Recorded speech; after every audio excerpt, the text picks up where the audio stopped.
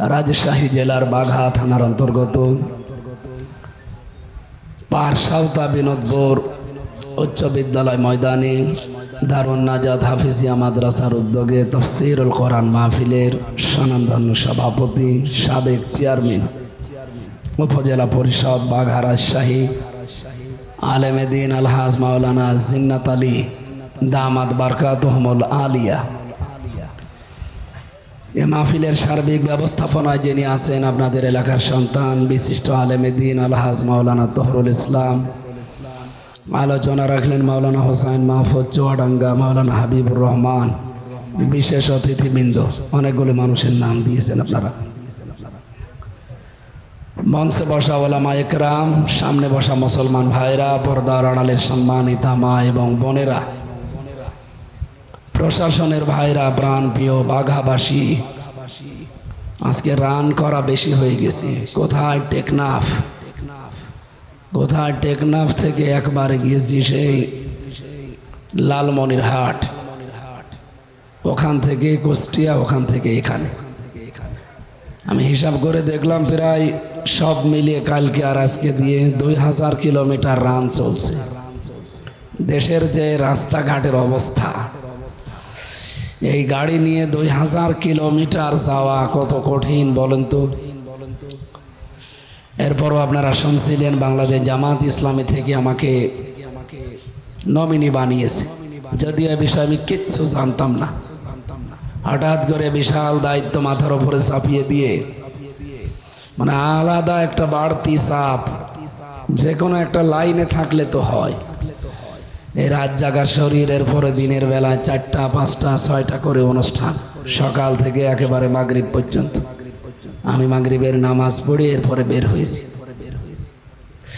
আপনাদের এখানে বাঘা একটা মসজিদ আছে না, নামকরা মসজিদ, অনেক পুরাতন। কয় টাকার নোটের ওপরে যেন এটা আছে, 50 টাকা। ম্যাডাম আমারে বলছিল বাঘা মাহফিল, আমি এই মসজিদ দেখবো, ওই জন্য সাথে করে নিয়ে এসেছে। তো আপনাদের যে মানুষের চাপ, ও চাপ দেখে বলছে আমার আর নামার দরকার নেই। মসজিদ আর দেখা হয়নি, চলে এসেছে মাওলানা তহরুল সাহেবের বাড়িতে আছে। যেহেতু প্রতিদিন রাত জাগা লাগে, এরপরে দিনের বেলা এতগুলো অনুষ্ঠান, শরীরও পারছে না, আর কণ্ঠ ভেঙে গেছে। আর কত পারবে? মানে বাংলায় বলছে হাসিনার উপরে রাগ হয় এমনি, এই কারণে। মহিলা কোন কারণে আমার আটক করে দিয়ে গেছিল বলেন তো? এখন তো আপনি সে হব স্বামীর বাড়ি বসে আছেন, কিন্তু আমার অবস্থা কি? আমার তো এদিকে কথাই বের হচ্ছে না।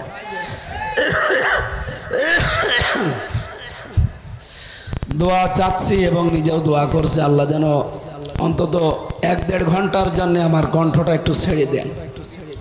কারণ আমার এই কণ্ঠের উপরে ক্ষমতা আছে কার? উনি যদি ইচ্ছা করে আমারে ভাঙ্গা কণ্ঠ দিয়েও কথা বলাতে পারবে না ইনশাআল্লাহ।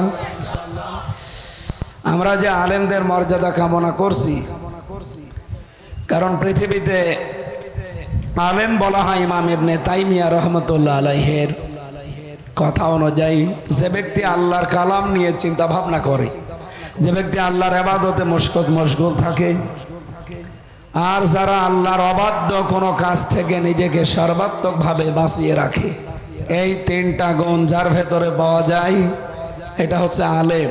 এটা কি বলেন তো? এরকম আলেম কি বাংলাদেশে কম না বেশি? নেই। আল্লাহর কালাম নিয়ে চিন্তা করা মানুষ খুব কম। এদেশে লালনের মাজার নিয়ে চিন্তা হয়। আপনারা দেখেননি কয়েকদিন আগে কুষ্টিয়ায় ডিসির সামনে বসে লালন ভক্ত অ্যাডভোকেট, সে বলছে ডিসি সাহেব আমরা লালনের মাজারে এবার গাঁজা খাওয়ার পারমিশন চাই।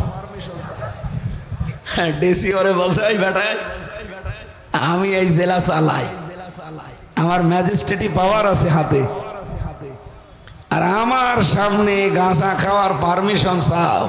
তুমি কোন জায়গায় লেখাপড়া করিস? তোমার তো এক্ষুনি গ্রেফতার করে জেলে পাঠানোর দরকার। লালনের মাজার নিয়ে গবেষণা হয় এদেশে, কিন্তু আল্লাহর কালাম নিয়ে গবেষণা করার জায়গাও নেই, আমরা করিও না। লালন ইনস্টিটিউট খুলতেছে, কুষ্টিয়ায় যান। কিন্তু কোরআনের ইনস্টিটিউট আছে এই দেশে, রাজশাহীতে একটা আছে নাম কাওয়াস্তে। আমরা চাই কোরআনে কারিমের বিভিন্ন আয়াত নিয়ে, শব্দ নিয়ে যেন গবেষণার সেল তৈরি করা হয় এই বাংলাদেশ।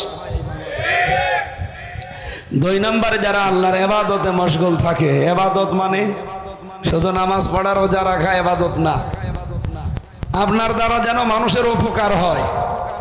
আজ আমরা আলেমরা যে জায়গায় আছি নিজেরই কিছু করতে পারি না, যে মানুষের উপকার করবো কি দিয়ে? কথা বলে না কেন? এই জন্য আমরা মানুষের উপকার করতে হলে যে জায়গাগুলো দরকার, আজ বাংলাদেশে ওই জায়গাগুলোতে আলেমরা এখন যেতে চায়, কিন্তু কিছু মানুষ দেখি গাত্রদাহ শুরু হয়েছে তাদের। হ্যাঁ, এরা এই লাইনে আসার দরকার কি? এরা মসজিদ মাদ্রাসা খানকা নিয়ে থাকবে, সারা জীবন তো এটা নিয়েই ছিলাম, কিছুই তো হয়নি। কে কথা বলেন না কেন? এই 54 বছর তো আমরা শুধু ওইটা নিয়েই ছিলাম, কি হয়েছে? হ্যাঁ, খানকা হয়তো 2 তলা থেকে 3 তলা হয়েছে, কিন্তু ইসলামের কি হয়েছে আপনি বলেন? 500 বিধান শরীয়তের এই 54 বছরে একটাও বাংলাদেশে কায়েম হয়নি। কিয়ামতের দিন জবাব দেওয়া লাগবে না? 3 নম্বরে আল্লাহর নিষিদ্ধ কাজ থেকে নিজেকে বাঁচিয়ে রাখার সর্বাত্মক চেষ্টা করা। দুঃখ এটা, বাংলাদেশে আমরা 96-92 ভাগ মুসলমান, আল্লাহর নিষিদ্ধ কাজ জানার পরেও এমন এমন জায়গা আছে ছেড়ে দেওয়া যায় না। আছে কিনা বলে? মানে একটা জায়গা আপনি দেখাতে পারবেন যেখানে ইচ্ছা করলেও ভালো থাকা যায়? উনি মাদ্রাসার অধ্যক্ষ, আলিম মাদ্রাসা বা দাখিল মাদ্রাসা যাই বলে, বিশেষ করে আলিম, দাখিল, ফাজিল, কামিলের যারা দায়িত্বে আছে মাদ্রাসায়, কলেজ, বিশ্ববিদ্যালয় তো বাদ দিলাম, মাদ্রাসার এই সমস্ত দায়িত্ব থেকেও সঠিক থাকা বাংলাদেশের এই প্রেক্ষাপটে বড় কঠিন হয়ে দাঁড়িয়েছে। উনি তার প্রমাণ। অথচ উনি জানে যে এটা হালাল, এটা হারাম, জানার পরও মানতে পারছে না। মসজিদের টাকা বরাদ্দ হয় সরকারি, ওই টাকা জায়েজ টাকা তুলতে যাবেন, 5 লাখ টাকা বাজেট হলে 2 লাখ টাকা আল্লাহর ওলিদের ঘোষ দেওয়া লাগবে। ভাই খাওয়া যায় তো বলি, এখান থেকেও খাবেন আপনি। এখন তো কিছু মানুষ দেখছি কোনো জায়গা বাদ দিচ্ছে না। এমনকি একজন মহিলা সেই দিন বলছিল যে আমি একটা সন্তান জন্ম দিয়েছি, তাও আমার কাছে 5,000 টাকা চাঁদা চায়।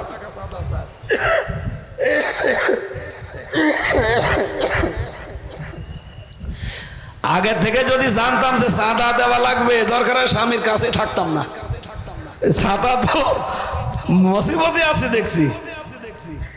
কি একটা যন্ত্রণা মার্কা দেশ বলেন তো। 10 মাস 10 দিন সন্তানটা পেটে নিয়ে এত কষ্ট করে, ডেলিভারির কষ্ট সহ্য করে একটা সন্তান দুনিয়ায় আনছে, সেই মায়ের কাছে এখন চাঁদা খাওয়া লাগছে এই দেশের মানুষের। হয়তো রাজশাহীতে এটা নেই, আমি জানি তো। এই জন্য আল্লাহর নিষিদ্ধ কাজ থেকে যদি আপনি নিজেকে বাঁচিয়ে রাখতে চান, মান ক্বারাআল কুরআনা ফাস্তাযহারাহু, কোরআন যারা পড়ে আর কোরআনকে বিজয় করার চেষ্টা করে, ফাহাল্লা হালালাহু ওয়া হাররামা হারামাহু, এর হালালকে হালাল জেনে আঁকড়িয়ে ধরে, হারামকে হারাম জেনে ছেড়ে দেয়, আদখালাহুল্লাহুল জান্নাহ, নবীজি বলেন আল্লাহ তাকে জান্নাতে দিয়ে দিয়েছে। না এই যে পাশের উনি সুবহানাল্লাহ বলল, আপনি আলেম না? উনি আলেম না। শব্দের দিকে তাকালে আমরা এই যে 2 দিকে 2 আলেম বসে আছে। আদখালা ইয়াদখিলু, এটা মাজি, এটা অতীতের অর্থ দেয়। নবীজি বলতে চাচ্ছেন যারা কোরআন পড়ে আর কোরআনকে বিজয় করার জন্য চেষ্টা চালায়, হালালকে হালাল আঁকড়িয়ে ধরে, হারাম জানার পরে ছেড়ে দেয়। আল্লাহর নবী শেষের কথা বললেন কি? আদখালাহুল্লাহুল জান্নাহ, আল্লাহ নিজে এখানে ফাইল কর্তা, উনি নিজে দায়িত্ব নিয়ে তাকে জান্নাতে পৌঁছিয়ে দিয়েছে না দেবে? বলেন বলেন, দিয়েছে। অতীতের শব্দ।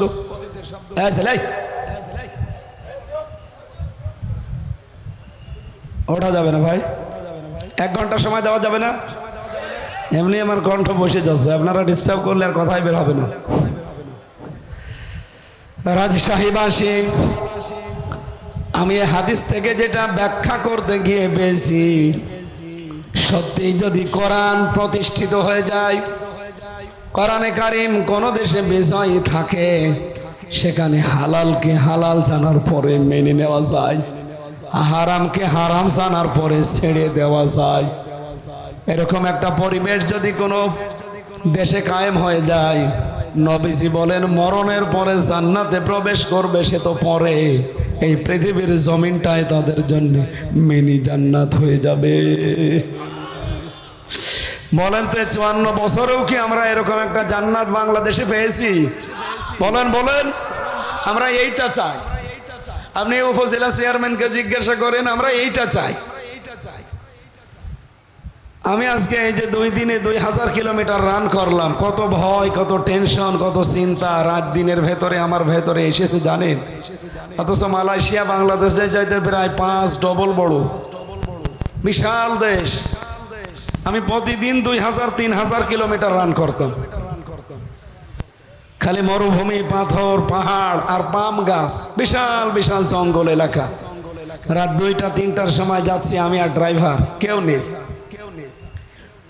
মানে শরীরের ভেতরে ভয়ে সমসম করে ওঠে, না জানি কি সামনে চলে আসে। মানুষ বলতে তো কিচ্ছু নেই, পশু পাখিও নেই। ড্রাইভার আমারে বলছে কোনো ভয় নেই, শুধু আল্লাহ ছাড়া কোনো ভয় করার দরকার নেই।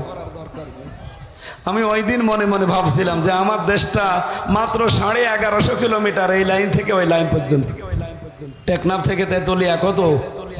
1150 কিলোমিটার। এই দেশটা যদি এইরকম হয়ে যেত গো, 3000 কিলোমিটার আমি চলে গেলাম একদিন এক রাত মিলে, কোনো ভয় নেই, শুধু আল্লাহ ছাড়া কোনো ভয় নেই। ড্রাইভার আমারে অভয় দিচ্ছে। আর আমরা এখান থেকে রাজশাহী থেকে কুষ্টিয়া, এই জায়গা থেকে আমার বাড়ি মাত্র 72 কিলোমিটার। রাতের বেলা 3-4 বার মনের ভেতরে সাত করে উঠবে, না জানি কোন আল্লাহর ওলি সামনে পড়ে।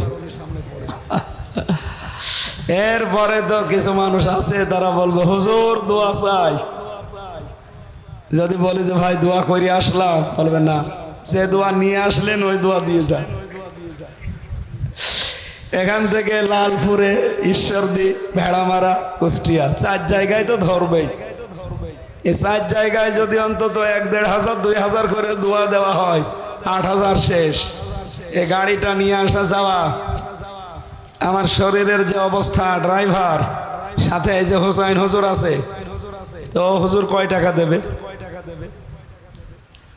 অথচ 3000 কিলোমিটারে কোনো দোয়া নেই।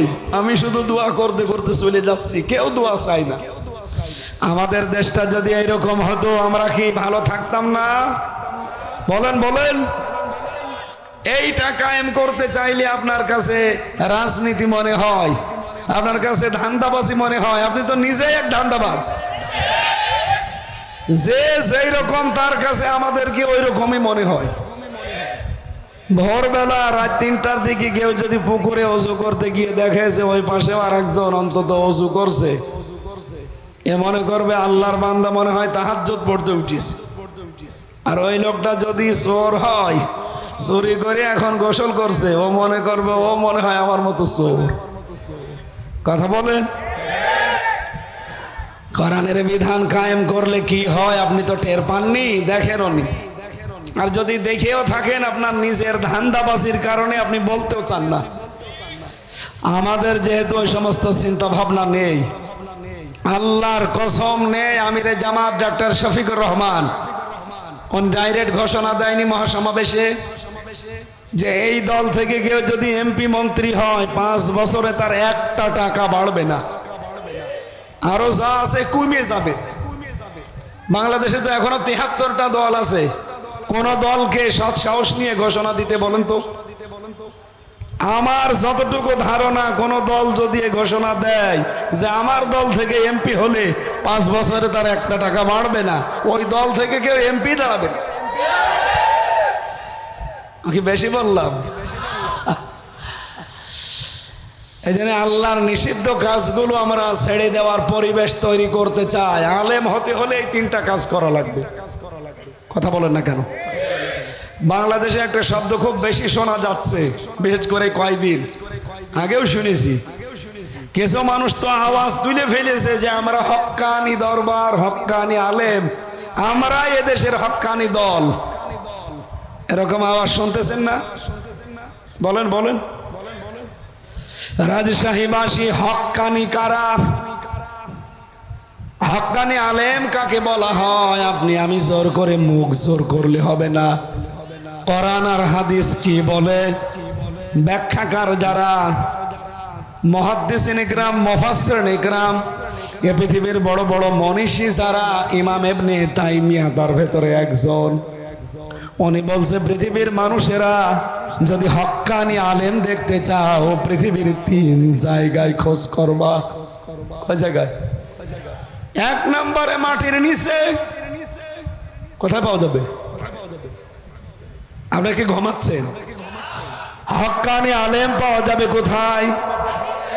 কেন? ইমাম আবু হানিফা রহমাতুল্লাহ আলাইহি সবাই এক বাক্যে বলবেন উনি কি হক্কানি আলেম ছিলেন না? বলেন বলেন। ওনাকে পাওয়া যাবে কোথায়? ইমাম মালিক রহমাতুল্লাহ আলাইহি হক্কানি আলেম ছিলেন, প্রধান বিচারপতি ছিলেন মদিনার। ওনাকে পাওয়া যাবে কোথায়? আপনি বলেন ইমাম আবু হানিফা, আমরা যাকে মেনে চলি ইমাম হিসাবে, এই লোকটাকে রাষ্ট্রের যে দায়িত্বে আছে ওই সময় সে বলেছিল যে আপনাকে প্রধান বিচারপতি হওয়া লাগবে। উনি বলেছে না, আপনি মানুষের তৈরি করা আইন কানুন দিয়ে রাষ্ট্র চালান। আমি যদি আপনার দেশের বিচারপতি হই, তাহলে আপনি যা লিখে দেবেন ওই অনুযায়ী আমার রায় দেওয়া লাগবে। যেহেতু আল্লাহর বিধান বাদ দিয়ে মানুষের তৈরি করা আইন দিয়ে যারা বিচার করে তারা কাফের। বলেন বলেন। ওমান লাম ইয়াহকুম বিমা আনজালাল্লাহ ফাউলাইকা হুমুল কাফিরুন। আল্লাহর নাজিলকৃত বিধান বাদ দিয়ে দুনিয়ায় যারা বিচার ফয়সালা করে, আল্লাহর ঘোষণা, তারা কাফের। সুতরাং আপনার লিখে দেওয়া রায় আমি প্রতিদিন সই করতে পারবো না। আপনি তার কোরআন দিয়ে দেশ চালান না। এইটা ছিল হক্কানি আলেম। আর আমরা কেমন হক্কানি আলেম? যারা মানুষের তৈরি করা আইন দিয়ে রাষ্ট্র চালায়, সংসদ চালায়, বিচার চালায়। আমরা নিজেরা যেয়ে তাদের পাছাটা গোলামি করি। কিসের আলেম আপনি? হক্কানি আলেম। এজন্য এখন খুঁজতে হলে প্রথম কোথায় পাওয়া যাবে? মাটির নিচে। 2 নম্বরে পাওয়া যাবে সালেমের জেলখানায়। শুধু বাংলাদেশ না, তামাম পৃথিবীতে আপনি একটু সফর করেন, খোঁজ খবর লাগান, জালেমের জেলখানায় এখন আপনি লক্ষ লক্ষ আলেম ওলামাকে পাবেন। 3 নম্বরে হক্কানি আলেম পাওয়া যায় জিহাদের ময়দানে। কোথায়? জিহাদের ময়দান এখন কোনটা? এই বাংলাদেশে আমার মনে হয় আমরা বদর দেখিনি, কিন্তু এবার সামনে বদরের ময়দান আসতেছে। এখানে আসবেন না। যারা ওয়াজ দেয় এরা আসলে শোনে না। আজকে আমার ম্যাডাম এসেছে, এই জন্য নয় তহরুল ভাইয়ের স্ত্রী আজ আসতে পারে না। দেখেন ওখানে কত মহিলা ভিড় করে বসে আছে। হুজুর তো দেখতে পাচ্ছে না, হুজুরের বউ দেখার জন্য এই এলাকার মানুষ ওয়াজ দিয়েছে। কে ওইটা চলে যাচ্ছে? কে বললাম না 1 ঘন্টা যাওয়া যাবে না। খুব জরুরি না হলে, যদি বিড়ির নেশা লাগে খেয়ে আবার চলে আসবে, তারপরও আসবেন না। অনেকের নেশা এমন বেশি, আপনি খাবার দেবেন না অসুবিধা নেই, বিড়ি না দিলেও পাগল হয়ে যাবে। আমি জেলে থাকাকালীন দেখেছিলাম একটা লোক, ছেলে, যুবক, 22-23 বছর, এই শয়তান জেলের ভেতরে যে গাছ আর গাছ লাগিস। জেলার একদিন দেখি ধরে পিটাচ্ছে, পুলিশ তোরে ধরে দিয়েছে জেলখানায়, তুই গাছা খাস এই কারণে, আর তুই ভেতরে এসে গাছ আর গাছ লাগালি, পেলি কোথায়?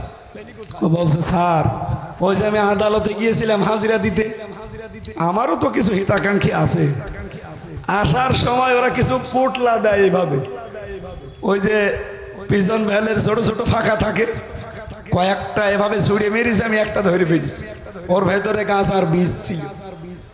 ওইটা নিয়ে এসে এখন তো আপনারা জেলে ঢোকানোর সময় মেশিনের ভেতরে দিয়ে তারপরে ঢোকাবেন, সব তো ধরা পড়ে যাবে। এই জন্য মুখের ভেতরে দিয়ে জহব্বার নিচে এমন কায়দায় রেখেছি যে মেশিনে ধরা পড়ে। ভেতরে এসে বোতলের মুখ কেটে ফেলে দিয়ে ওখানে মাটি দিয়ে ওর ভেতরে এই গাছ লাগিয়েছে আজ 2 মাস আগে। দেখেন কত বড় বড় হয়েছে। জেলার তো হিন্দু দেবদুলাল বলছো হুজুর, আমি তখন ওর নিচতলায় ছিলাম, আমারে বলছো হুজুর এই লোকটারে জেলে দিয়েছে সরকার, ও গাঁজা খায় এই কারণে, আমি এত পাহারা দিয়ে রাখি, আর এর ভেতরে এসে গাছ লাগিয়েছে, ওরে তো স্বর্গে দেওয়া দরকার। জান্নাত বলে না, হিন্দু মানুষ স্বর্গ বলছে। এই জন্য নেশা যাদের আছে আশা করছি 1 ঘন্টা চেপে রাখতে পারলে পারবেন, না হলে খেয়ে আবার চলে আসবেন। আসবেন তো? কিছু মানুষ বলছে ঠিক আছে, মানে এলাকায় সব চলে। আমার ভাইরা, আমি যে কথা তুলেছিলাম, বদরের ময়দান 1500 বছর আগে বিদায় নিয়েছে, আমরা দেখিনি। অথচ 2026 সালে যে নির্বাচন আসতেছে, আমার মনে হয় সামনে বদরের ময়দানের মতো। এই কথা বলেন না কেন? বদরের ময়দানে বাবা ছেলের বিরুদ্ধে অস্ত্র নিয়ে দাঁড়িয়েছে, স্ত্রী স্বামীর বিরুদ্ধে দাঁড়িয়েছে।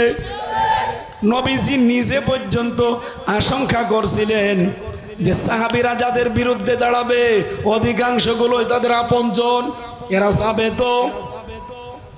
হযরত আবু বকর বলেন, জিহাদের ময়দানে এখান থেকে শেষ করে যখন বাড়ি গেলাম, সে আমার সন্তান আব্দুল্লাহ আমারে বলছে, বাবা 3 বার আপনাকে আমি দেখেছি যুদ্ধের ময়দানে, তো বাবা এই জন্য আমি কিছু বলিনি, অন্য কেউ হলে আমি কেটে ফেলতাম।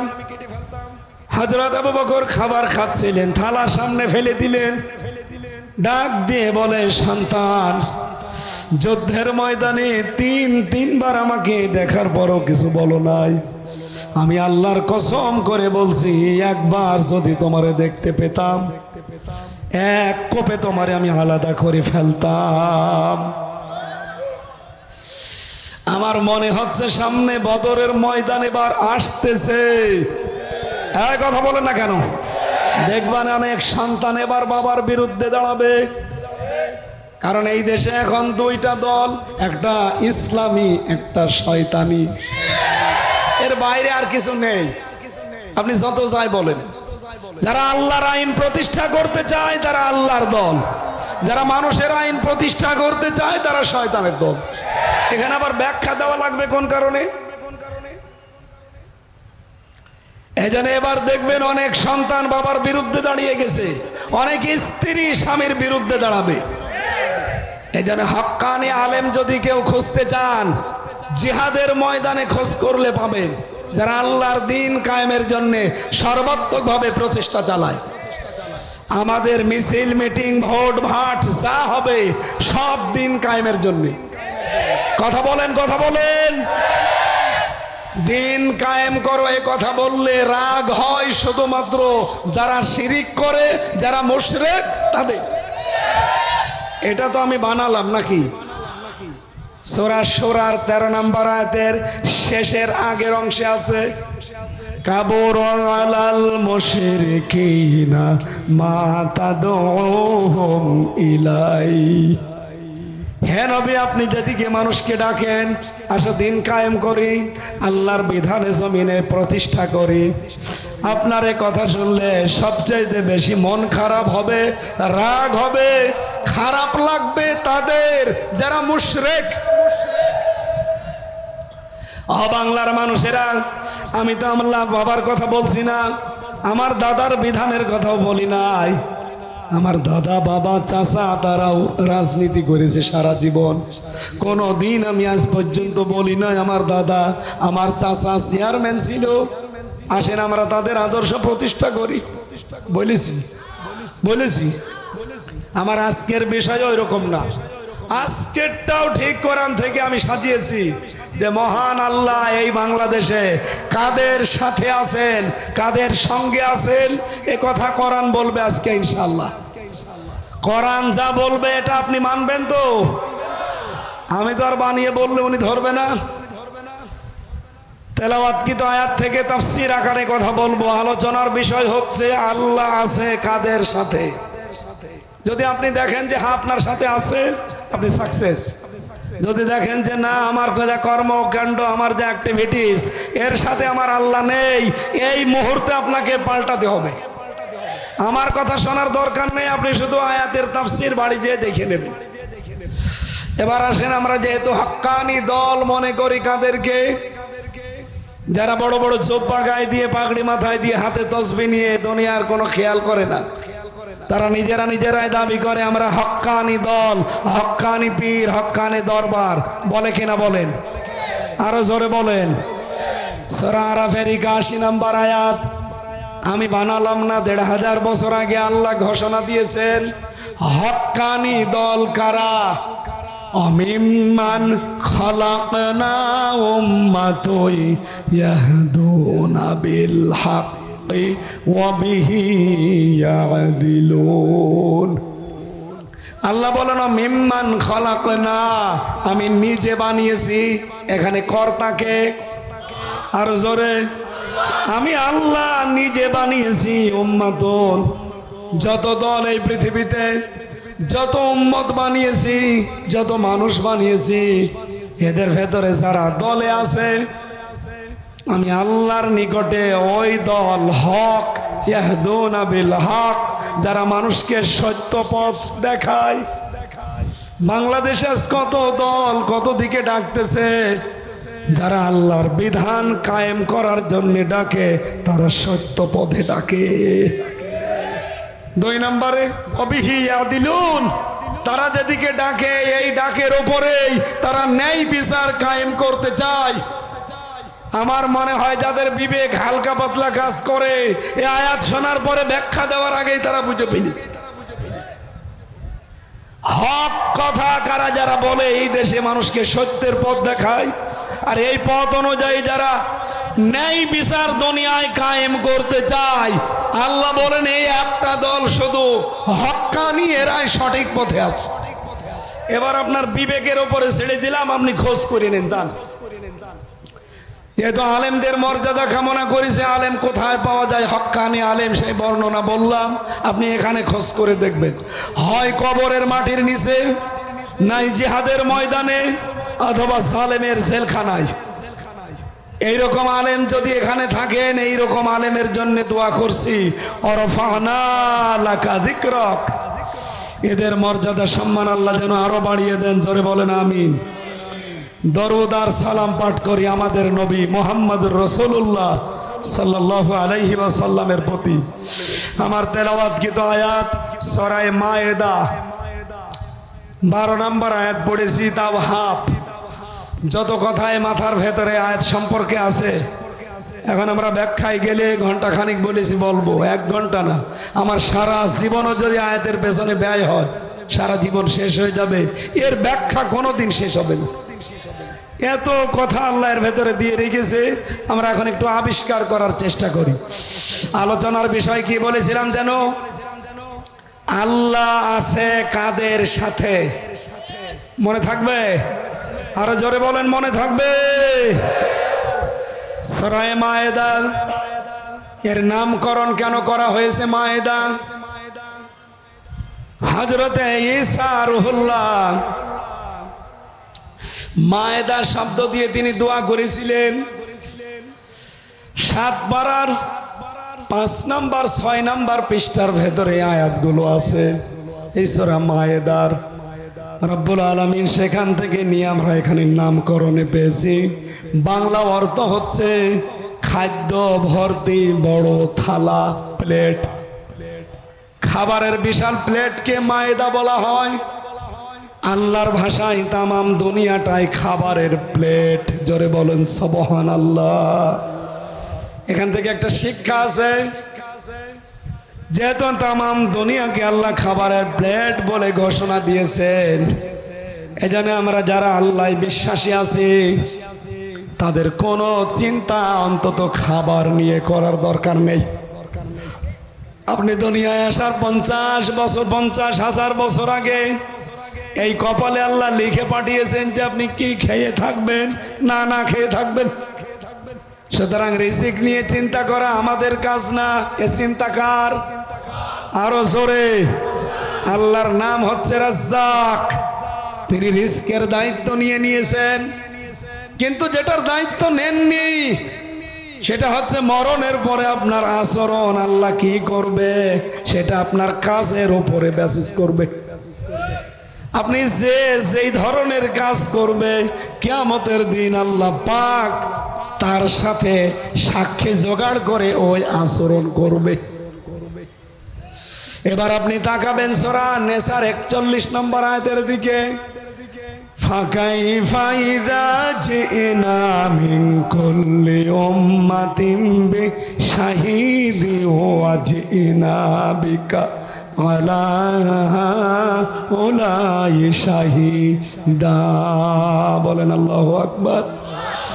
এই ভালো করে তাকান, আল্লাহ যারা এভাবে আমাদেরকে আঙ্গুল দিয়ে দেখাচ্ছেন যে কেমন হবে তখন রাজশাহীর বাঘার মানুষেরা, তহরুল ইসলাম ও জিন্নাত আলী, কেমন হবে তখন যখন তোমাকে আমি আল্লাহ আমার সামনে দাঁড় করাবো আর তোমার বিরুদ্ধে সাক্ষী দেওয়ার জন্য আমি রাসূলুল্লাহ হাজির করব। ও জিনা বিকা আলা হাউলাই শাহিদা, হে নবী আপনাকে আমি সাক্ষী করে নিয়ে আসবো ওদের জন্য। যেহেতু রাসূলের উম্মত বলে আমরা দাবি করছি, আল্লাহ যখন আমাকে আপনাকে একা একা তার সামনে ডাকবে, 10 জন 20 জন করে না, একা একা ডাকবে। কয়জন বলেন বলেন? বহু দরবার থেকে একটা মিথ্যা কথা শোনা যায় যে কোনো চিন্তা নেই, কিয়ামতের দিন এক এক পীর নাকি লক্ষ লক্ষ মুরিদ নিয়ে আল্লাহর দরবারে হাজির হবে। এটা ডাহা মিথ্যা কথা। এক কথা বলেন এখন। সূরা মরিয়মের ভেতরে পাবেন 95 নম্বর আয়াত, 16 নম্বর পারা, 10 নম্বর পৃষ্ঠা, 15 নম্বর লাইনে আছে।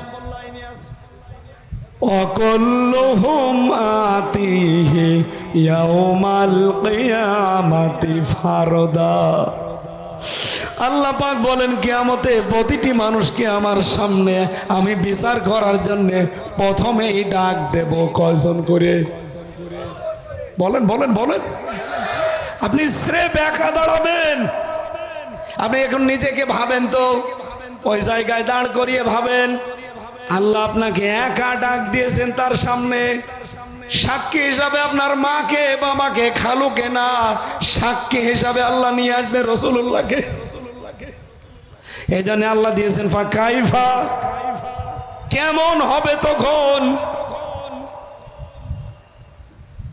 ইযা জিনা মিন কুল্লি উম্মাতিন, প্রতিটি দলকে যখন আমার সামনে উম্মতকে আমি নিয়ে আসব একজন করে সাক্ষী দেওয়ার জন্য। এই সাক্ষী হবে রাসূলুল্লাহ। ও হামজা, কি হবে তোর জীবনে বল? তোর এই 33 বছর 35 বছর যাই হোক, এখন যদি মারা যাস, রাসূলুল্লাহ তোর সাক্ষী আল্লাহর সামনে। আমার তো আয়াতটা পড়ার পরে যেমন যেন মনে হয় যে না, আমি ধরা খেয়ে গেছি।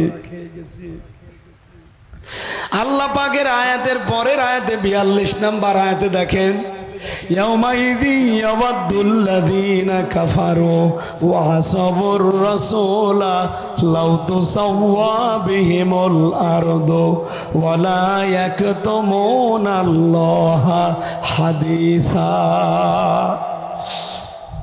সেই দিন কিয়ামতে কাফেরেরা, যারা আল্লাহর রাসূলের অবাধ্য জীবন যাপন করেছে, এরা আল্লাহকে বলবে, আল্লাহ আমি যদি মাটি হয়ে যেতাম এখন।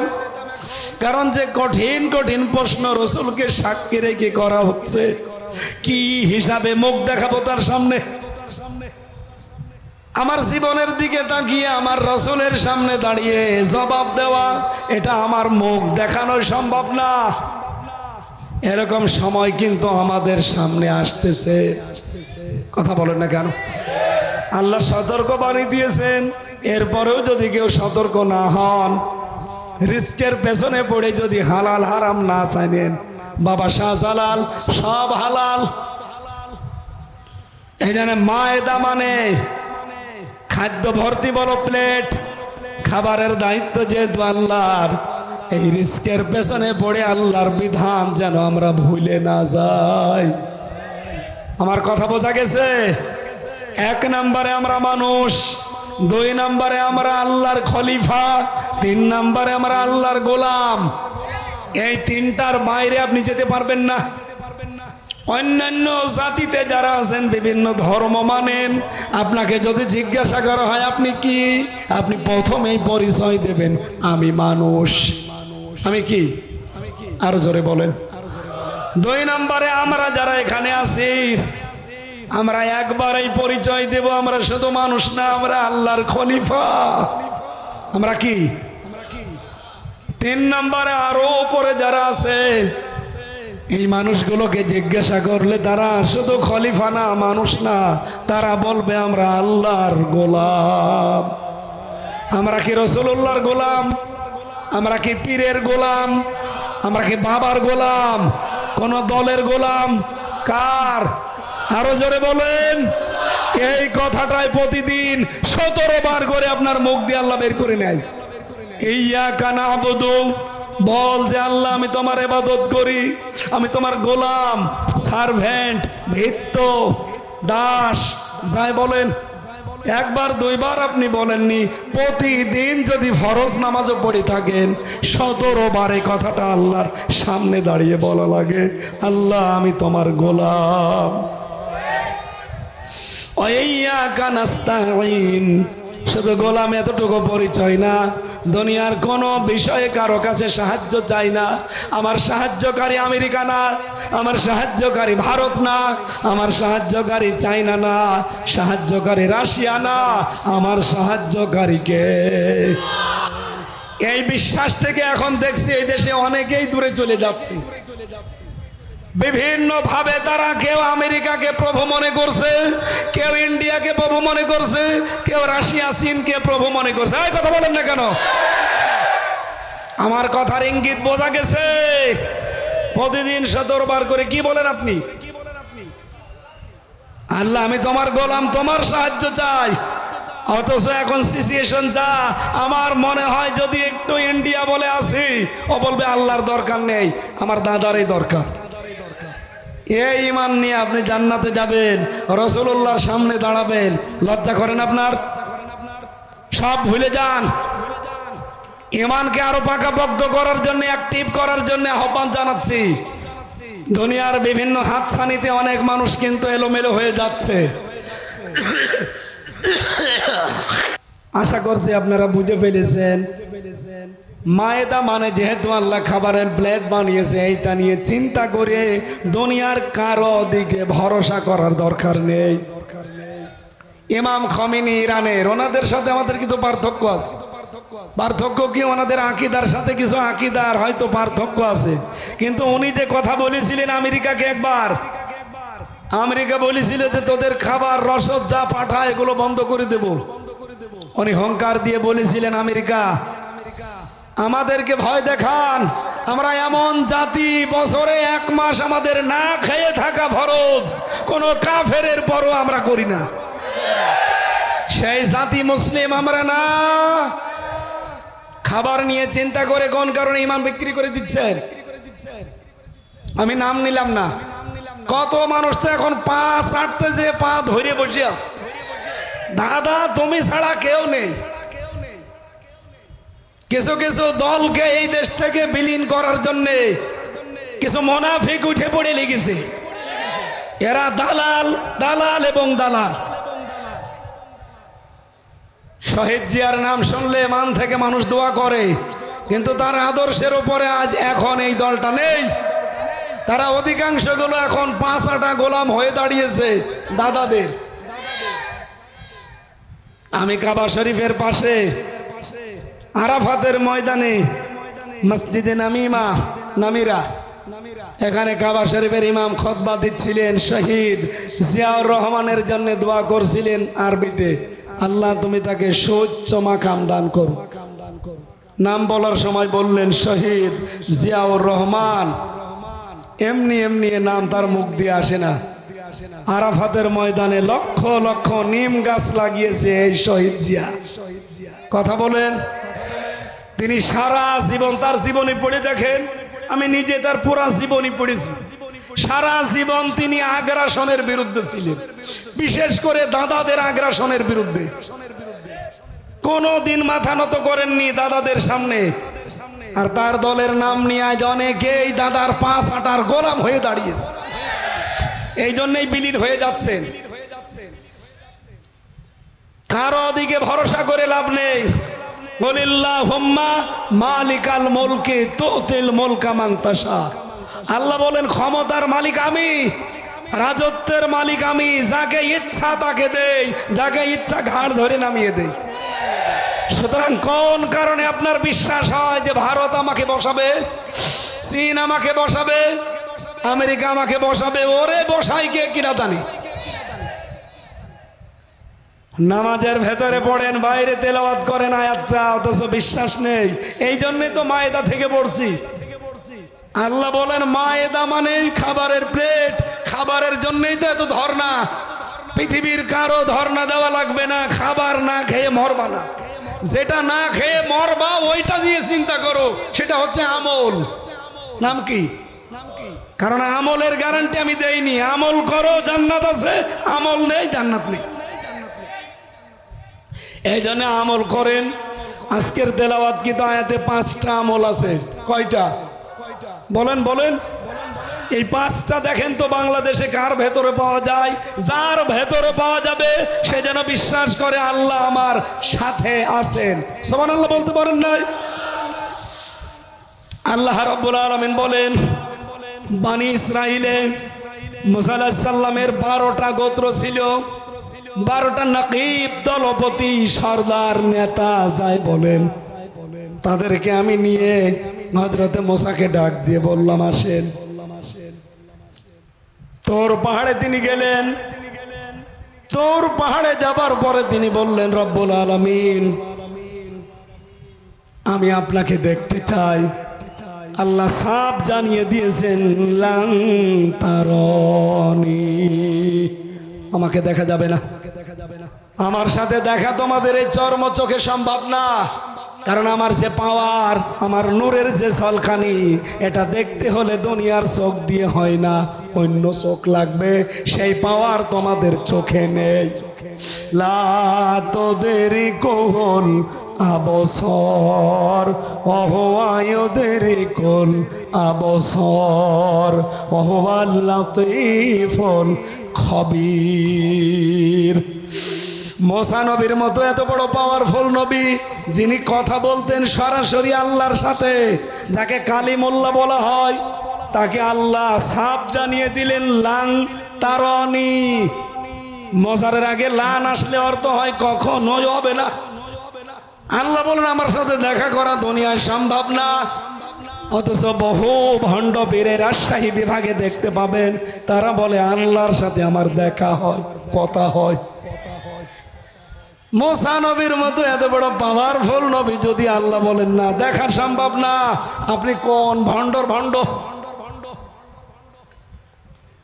আল্লাহ ওই সময় ঘোষণা দিয়েছিলেন মুসা 12 জন দলপতি নিয়ে এসেছো, নকিব, সর্দার, দেখা তো হবে না। যদি জোর করো আমি কিন্তু দেখা দেব, কিন্তু টিকতে পারবা না। তারপরও তিনি দেখতে চেয়েছিলেন এই দলবল নিয়ে। আল্লাহ পাক তার কুদরতি আঙ্গুলের শুধুমাত্র এই নখ যেটা আছে এর কর্ণটুকু দেখিয়েছেন। তোর পাহাড় পুড়ে তামা হয়ে গেছে। যতগুলো মানুষ ছিল সব অজ্ঞান হয়ে গেছে। একাধারে 40 দিন অজ্ঞান হয়েছিল। মুসা নবী 40 দিন পরে হুঁশ ফিরে বলে রব্বুল আলামিন এ তো আর এক ভেজালে পড়লাম। এমনি ওরা আমারে মানতে চায় না। ওদের দলীয় প্রধানদেরকে নিয়ে এসেছিলাম তোমাকে দেখা করার জন্যে, আর ও ছাতা দেখি এখন নূরের ঝলকানিতে মরিয়ে পড়ে আছে। এখন যদি আমি একা ফেরত যাই, এলাকার মানুষেরা আমারে পিটাবে, তাড়াবে।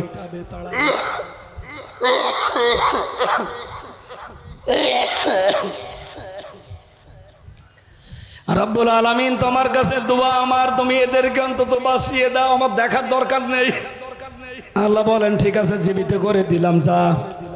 আমার সাথে দেখা তো সম্ভব না।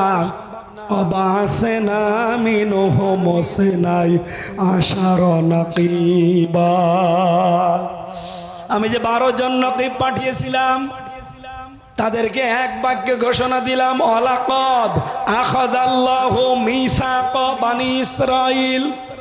বনি ইসরাইলের এই 12 জন সর্দার, দলপতি, নেতা, নকিব, এদেরকে বললাম তোমাদের কাছে আমি আল্লাহ অঙ্গীকার নিচ্ছি, ওয়াদা নিচ্ছি, এই প্রতিশ্রুতি নিলাম,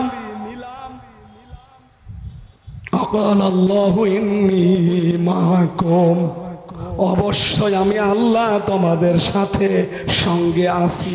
বলেন সুবহানাল্লাহ। আমি আল্লাহ তোমাদের সঙ্গে আছি, সাথে আছি। তোমাদের কাছে দেখা আমার হবে না, কিন্তু সঙ্গে থাকবো। আমার রহমত তোমাদের সাথে থাকবে।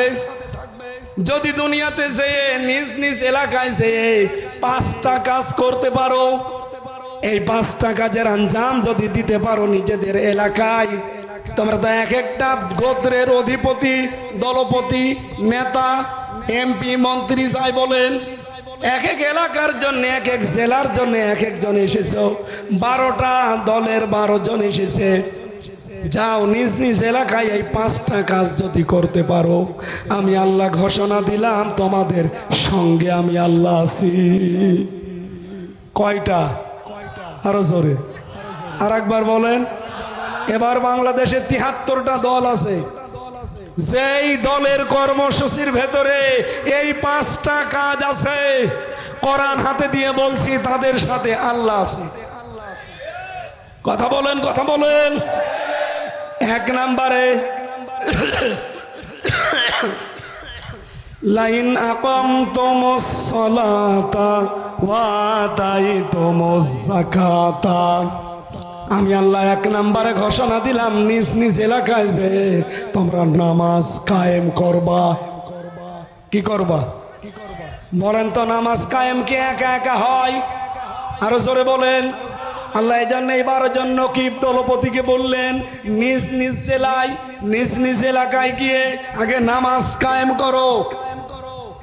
আপনি এবার নিরপেক্ষ দৃষ্টি দিয়ে, নিরপেক্ষ মন দিয়ে বলেন, বাংলাদেশে যত দলই আছে, কাদের কর্মসূচিতে নামাজ কায়েমের আন্দোলন আছে? যাদের কর্মসূচিতে এটা প্রথমে যে আমরা রাষ্ট্র ক্ষমতায় গেলে নামাজ কায়েম করব, প্রথমে চোখ কান বন্ধ করে তাদের সাথে থাকা লাগবে। কারণ তাদের সাথে আছে কে? আমি যদি বানিয়ে বলি কোন হুজুর নিয়ে আসবেন, নিয়ে আসেন। আমি একটু আগে পড়ে আসলাম তাফসীরটা। লাইন আকামতুমুস সালাত, নামাজ কায়েম করবা। আল্লাহ বলেন যে নামাজ পড়বা না। পড়া কোরআন শরীফে নামাজ পড়ার কথা আছে মাত্র এক জায়গায়, ফাসাল্লি লিরাব্বিকা, যে তোমার রবের জন্য নামাজ পড়ো। আর নামাজ কায়েম করার কথা আছে 82 জায়গায়। এজন্য নামাজ কায়েম যারা করে, নির্দ্বিধায় বলতে পারি আল্লাহ তাদের সাথে, তাদের সঙ্গে আল্লাহর রহমত। বলেন বলেন, আরো জোরে বলেন। যেই দলের কর্মসূচিতে নামাজ নেই, নামাজের কর্মসূচি নেই, নামাজ কায়েমের কোনো কথা নেই, কোন মুসলমান কি আল্লাহকেও সঙ্গে রাখতে চায়? আর এরকম কোন দল সে করতে পারে? আপনি রাজনীতির গন্ধ না খুঁজে নিজের দলের সাথে মিলান তো। আমি এমন একটা দল করি যেই দলের প্রথম কর্মসূচি হচ্ছে নামাজ কায়েম করা লাগবে। কারণ কি? এই বিধানটা সামনে নিয়ে আসার, আউয়ালু মা ইউহাসাবু বিহিল আবদু ইয়াউমাল কিয়ামাতিস সালাহ। রাজশাহীবাসী যাই করেন না কেন, কিয়ামতের দিন সর্বপ্রথম কিন্তু নামাজের হিসাব দেওয়া লাগবে। আপনার জীবনে নামাজ আছে কিনা, নামাজ কায়েমের কোনো কর্মসূচি ছিল কিনা, এমনকি নিজে যতদিন পর্যন্ত নামাজ রাষ্ট্রীয়ভাবে কায়েম না হয় ততদিন আপনার দায়িত্ব হচ্ছে পরিবারস্থ লোক, নিজের অধীনস্থ লোক, এগুলোকে নামাজের উপরে সঠিকভাবে নিয়ে আসা। ওয়ামর আহলাকা বিসসালাতি ওয়াসতাবির আলাইহা।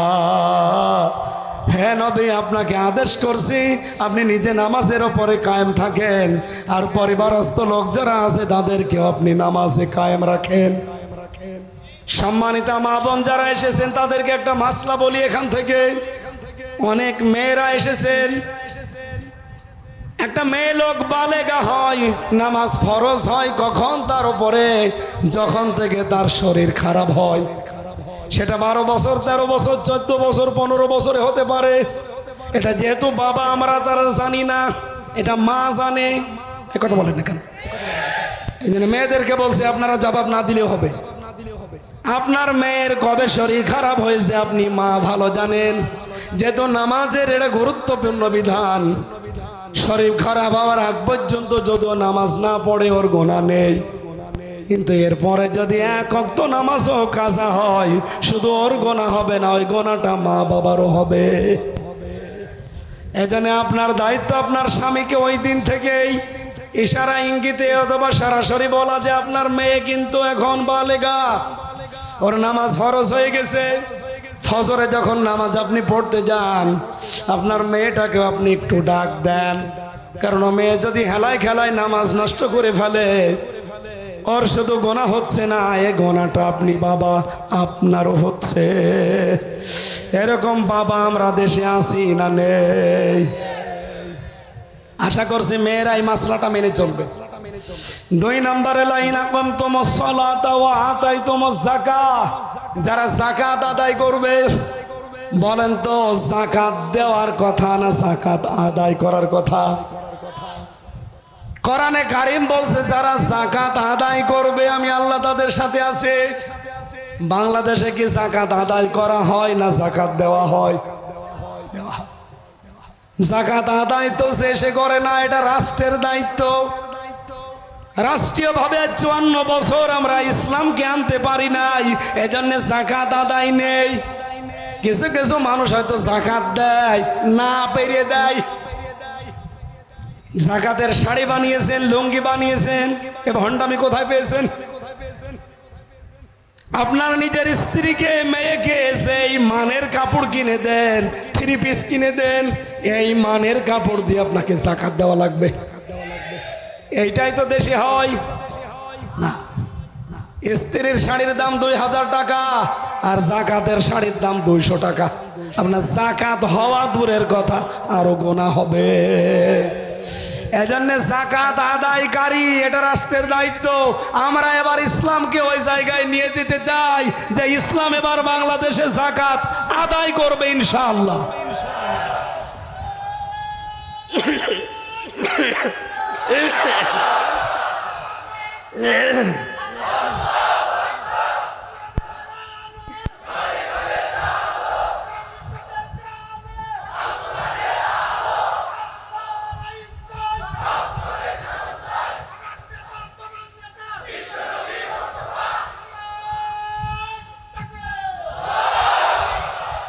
আমি জানি এখানে যদি কেউ মুশরিক থাকেন এই স্লোগান শুনলে, যাকাত এটা শুনলে রাগ হবে তা। এটা সূরা হামিম সেজদার ভেতরে আছে, ফাওয়াইলুল লিল মুশরিকিন। মুশরিকদের জন্য আক্ষেপ, আফসোস, ধ্বংস, দুর্ভোগ শেষ। কি? আল্লাযীনা লা ইউতুনা যাকাতা ওয়া হুম বিল আখিরাতি হুম কাফিরুন। এরা যাকাত আদায় করে না এবং কিয়ামত হবে এটা বিশ্বাসও করে না। আমি প্রথম কথা তুলেছিলাম না যে বাংলাদেশে যাকাত কায়েম হোক, আল্লাহর বিধান আসুক, এটা শুনলে সবচাইতে বেশি মন খারাপ হবে কাদের? মুশরিকদের। বলেন বলেন, আরো জোরে বলেন। আপনি কি মুশরিক যে আপনার রাগ হয়? লোকটা তো স্লোগানে ঠিক কথাই বলেছে। যাকাত ভিত্তিক অর্থনীতি কায়েম করতে পারি নাই 54 বছর, আর ফতোয়াবাজি করেন। কোন বিধানটা আছে বাংলাদেশে আপনি দেখান। চিল্লাতে চিল্লাতে গলা ভেঙে যাচ্ছে, এই একটা কথা বোঝাতে পারি না, খালি উল্টা দিকে নিয়ে যায়। হ্যাঁ, উনি আসলে রাজনীতি করে। শয়তান রাজনীতি না করলে এই যাকাত কিয়ামত পর্যন্ত সংসদে যাবে? মাথা সাফ করা লাগবে। যাকাত এবার সংসদে নিয়ে যাবই যাব ইনশাআল্লাহ।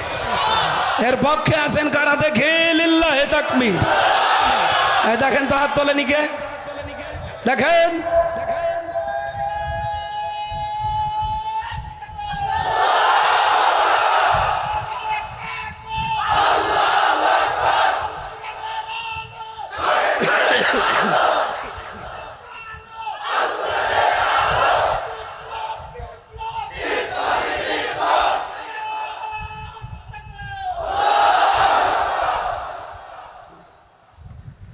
আমার মনে হয় এর চাইতে সহজ সরল ভাষায় ব্যাখ্যা দেওয়ার কায়দা আমার আর নেই।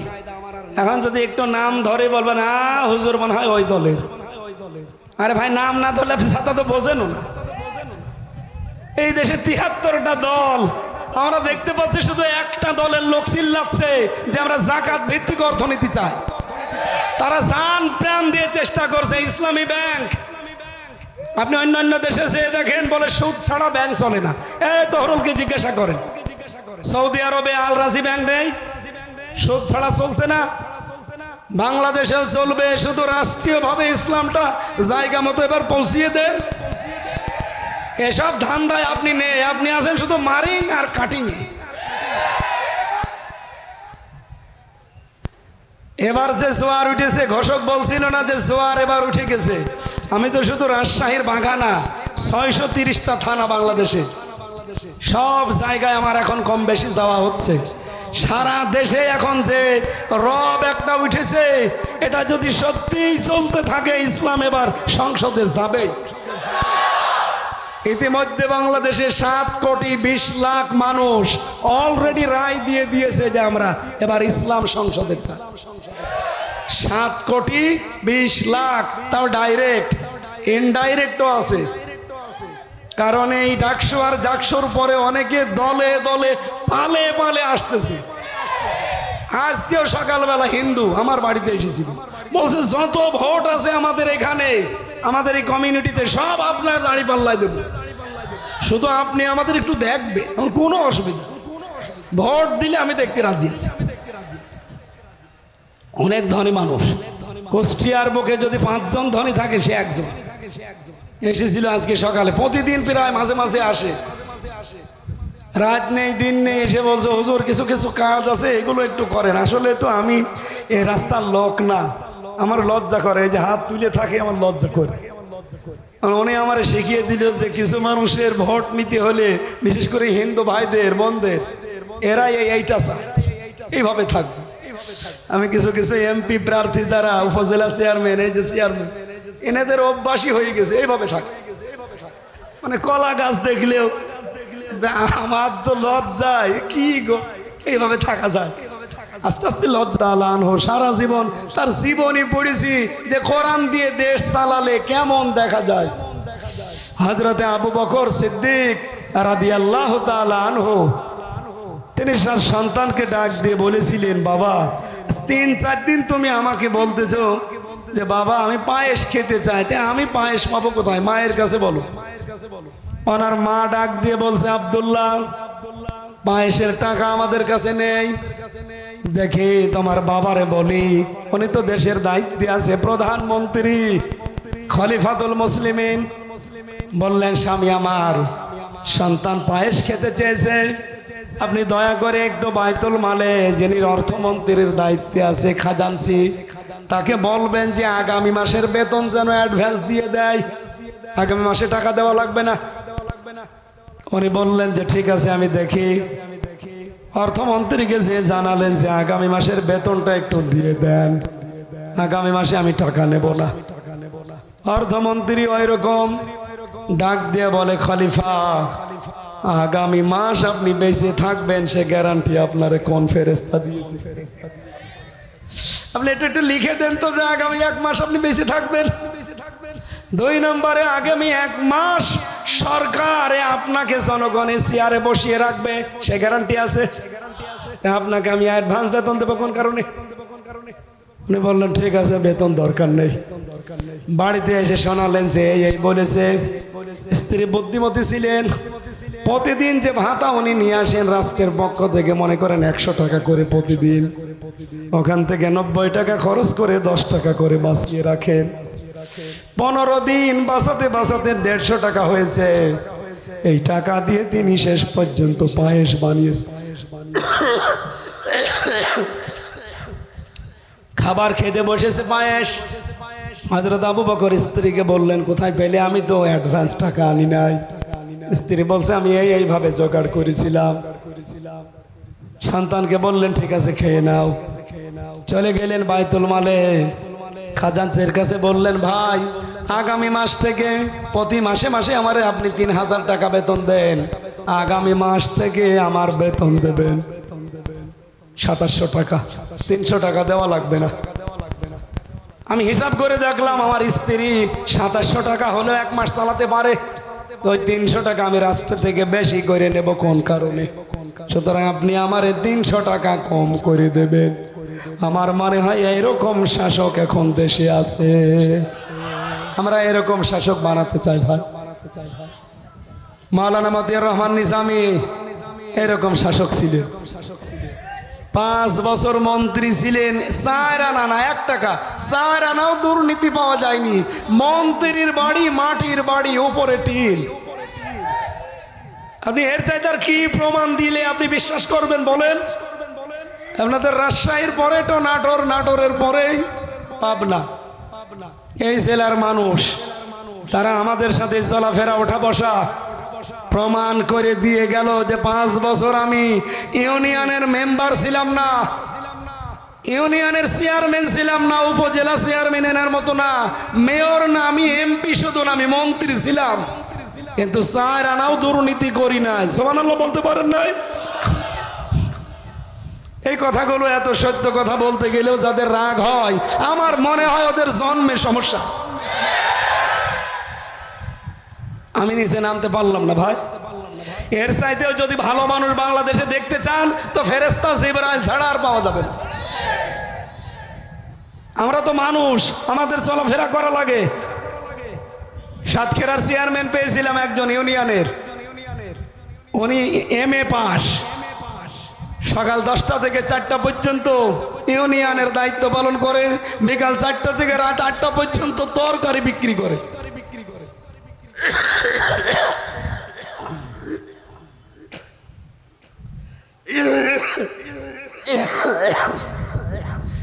বাংলাদেশ জামাত ইসলামী এরকম মানুষগুলো উপহার দিয়েছে, এখন ওর সামনে দিচ্ছে।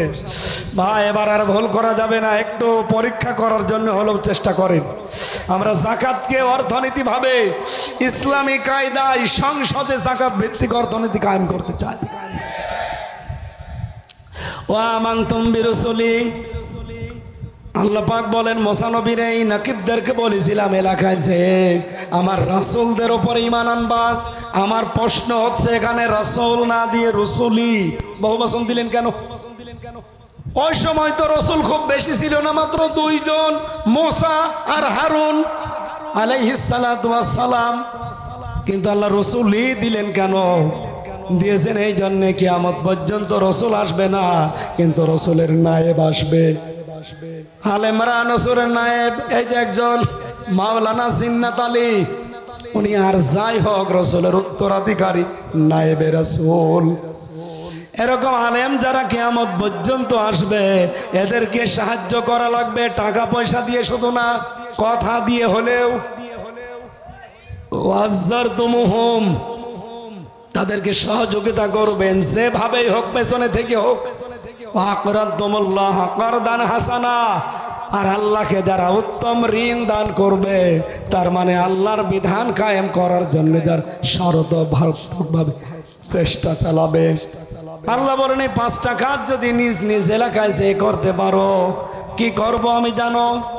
লাউ কাফিরান্না আনকুম সাজ্জিআতিকুম, তোমাদের পেছনের যত অপরাধ ছিল আমি আল্লাহ সব মাফ করে দেব। ওয়ালা উদখিলান্নাকুম জান্নাত, আল্লাহ পাক বলেন আমি এমন একটা জান্নাতে তোমাদেরকে প্রবেশ করাবো, তাজরি মিন তাহতিহাল আনহার, যার তলদেশে নদী আর নহর প্রবাহমান। ফামান কাফারা বাদা যালিকা মিনকুম, আমারে বক্তব্য শোনার পরেও যদি কেউ আবার টান করে, মন উল্টা করে, এবার টান করে পেছন ফিরে চলে যায়, ফাকাদ দাল্লা সাওয়া সাবিল, ওই স্পষ্ট বিভ্রান্তির ভেতরে চলে গেল। এই ঘোষণাকার। আমি তো শুধু অ্যাডভার্টাইজ করলাম আপনাদের সামনে। আপনি আরো বিস্তারিত দেখতে চাইলে সূরা মায়দার 12 নম্বর আয়াতটা বাড়ি যায় ইবনে কাসির ফি জিলালিল কোরআন তাফসীর আকারে একটু মিলিয়ে দেখেন, আপনার জীবনও পরিবর্তন হতে বাধ্য ইনশাআল্লাহ। আমি জেলে থাকাকালীন কয়েকটা বই একটু ট্রান্স দিয়েছিলাম, বিশেষ করে মেয়েদের জীবনের। পারিবারিক জীবনে এমন মানুষ এখানে নেই যে কম বেশি গন্ডগোল নেই। 100 জনের 99 জন পরিবারে আজ ঝামেলা গন্ডগোল লেগে আছে। এটা কি করে মিটাতে হয় সেই পদ্ধতিগুলো আমি লিখেছিলাম। রাজশাহীর তাহজিব সেন্টার মাওলানা আলী আহমদ আখন্দ এখানে আছে না, উনি ওখান থেকে ছাপায় এই বইটা। আমার গাড়িতে কয়েক পিস আছে। আপনার স্ত্রীর জন্য, মেয়ের জন্য, মায়ের জন্য নিয়ে যাবেন।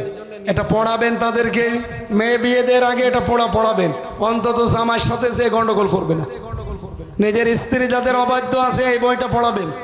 আদর্শ নারী বলে একটা আছে, আর দাম্পত্য জীবনে পারিবারিক ঝামেলা কি এবং এটা মিটাতে হয় কি কি করলে, এটা নিজে পড়াবেন। আমার কণ্ঠ আর পারছে না, গলাও ব্যথা করছে। আজকের মতো শেষ করছে, আরো মাহফিল আছে আশপাশে, তো দোয়া করেন কণ্ঠটা আল্লাহ তুলে দিক, সামনে কথা বলবেন ইনশাআল্লাহ। ওই যে গাড়ি আছে ওখানে। সভাপতি সাহেবের কথা শোনার পরে আমরা একটু হালকা মোনাজাত করে দেব। আসসালামু আলাইকুম রহমতুল্লাহ, নাহমাদুহু ওয়া নুসাল্লি আলা রাসূলিহিল কারীম। আজকের এই মাহফিলের সম্মানিত প্রধান বক্তা, অন্যান্য ওলামায়ে কেরাম, সুধী মণ্ডলী, প্রশাসনের ভাইয়েরা, সম্মানিত মা বোনেরা, সকলকে ধন্যবাদ জানাচ্ছি। আপনারা কষ্ট স্বীকার করে মাহফিলে এসেছেন। যে কথাগুলো আলোচনা হয়েছে আমরা আমাদের ব্যক্তি জীবন থেকে শুরু করে সমাজের সকল চরে যেন সেটাকে বাস্তবায়ন করে আল্লাহর দ্বীন প্রতিষ্ঠার মাধ্যমে এদেশের 18 কোটি মানুষের মুখে হাসি ফোটানোর সুযোগ লাভ করতে পারি, এই আশাবাদ ব্যক্ত করে আপনাদের সকলকে মোবারকবাদ জানিয়ে আমি আমার কথা শেষ করছি। আসসালামু আলাইকুম ওয়া রাহমাতুল্লাহ।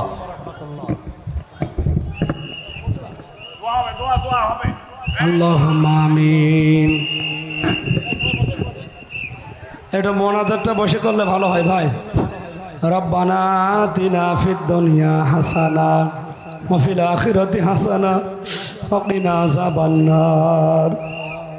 আল্লাহুম্মা আনতা রাব্বি লা ইলাহা ইল্লা আনতা খালাকতানি ওয়া আনা আবদুকা ওয়া আনা আলা আহদিকা ওয়া ওয়াদিকা মাস্তাতাতু আউযু বিকা মিন শাররি মা সানাতু আবু লাকা বিনি'মাতিকা আলাইয়া ওয়া আবু লাকা বিযামবি ফাগফিরলি ফাইন্নাহু লা ইয়াগফিরুয যুনুবা ইল্লা আনতা। রব্বুল আলামিন, কণ্ঠটা তোমার দান, শরীরটাও তোমার দান। আমার দুইটাই অসুস্থ, কণ্ঠ এবং শরীর, মেহেরবানি করে এগুলো আগের অবস্থায় ফিরিয়ে দাও। কোরআনের কথা বলার সুযোগ যখন তৈরি করে দিয়েছে তোমার বান্দা বান্দীদের সহজ সরল ভাষায়, আল্লাহ সুললিত কণ্ঠে কোরআনের এই অমীয় বাণীগুলো শোনাতে পারি, তুমি আমার ভিক্ষা দাও।